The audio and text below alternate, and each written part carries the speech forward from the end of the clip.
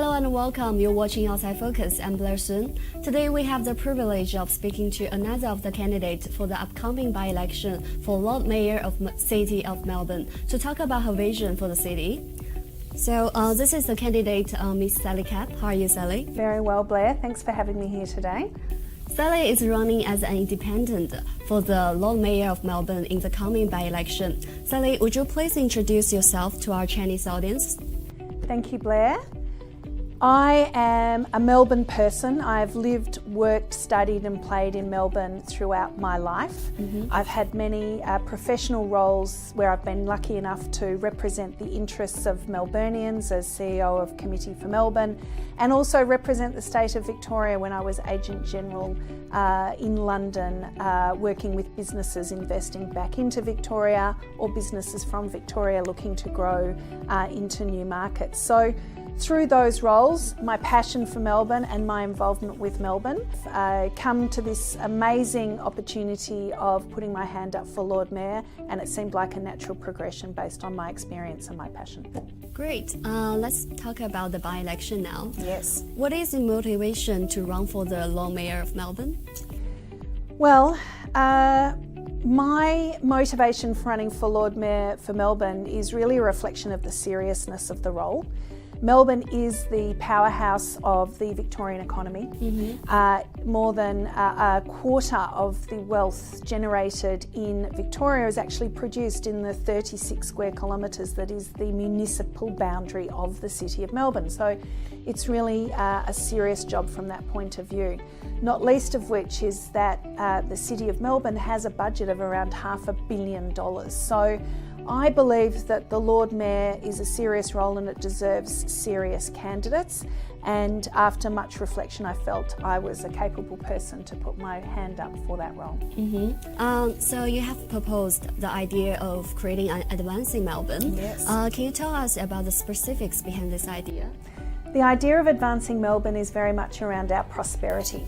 I believe that we need to have a successful and prosperous city to also be able to be a caring city. So we need to start with that prosperity. So Advancing Melbourne is a lot about the economic development and new economic opportunities, including jobs for Melburnians and Melbourne. And some of the ideas within Advancing Melbourne, some are at a micro level, so it's about making sure that our city executive are easy to do business with and have a can-do attitude, or as I say, a why-not attitude.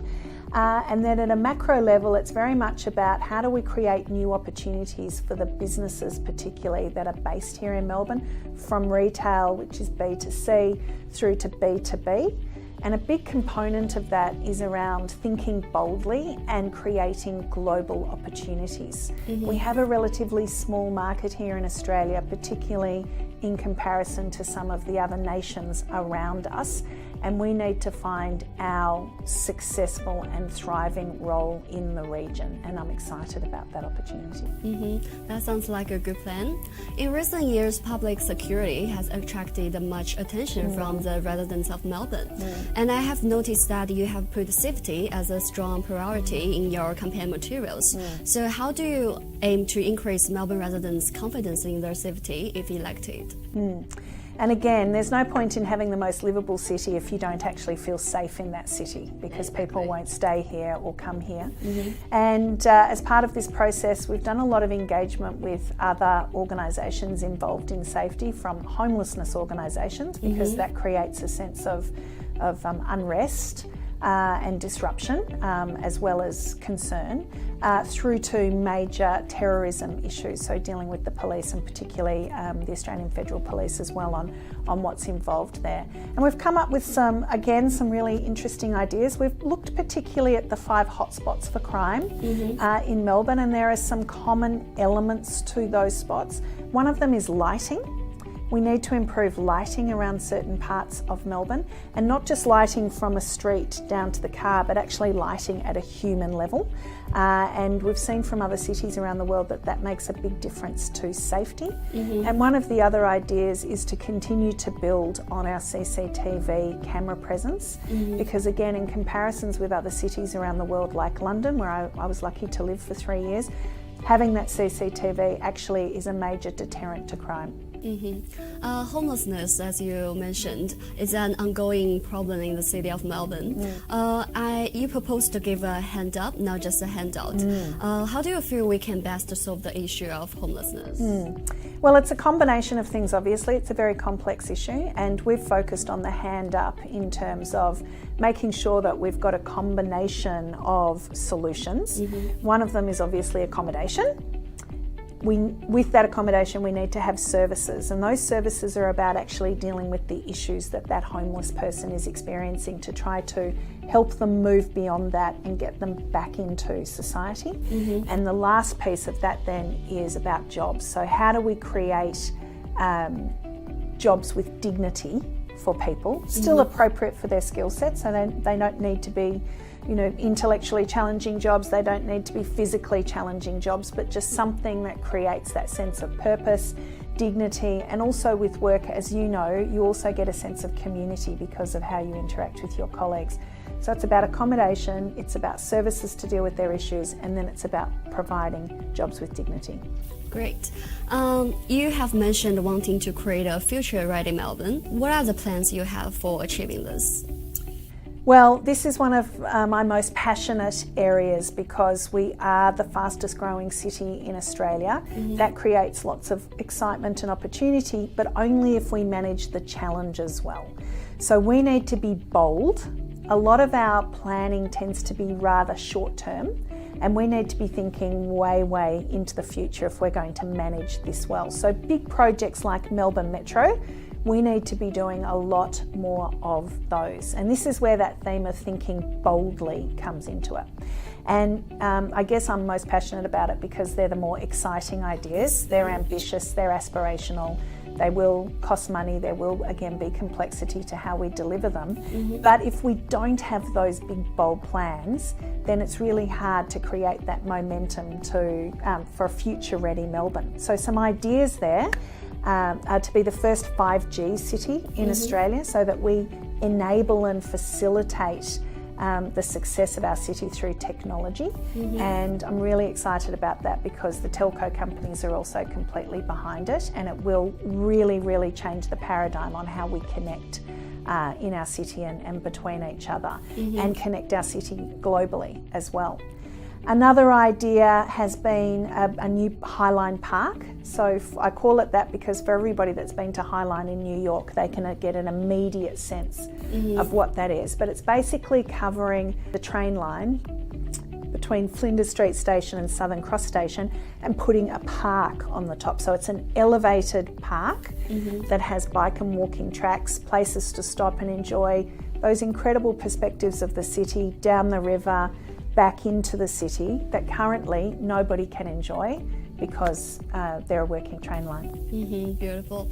Many candidates have mentioned the recycling crisis when elaborating on their election platforms. So how would you face the waste management in causing headaches for all city councils?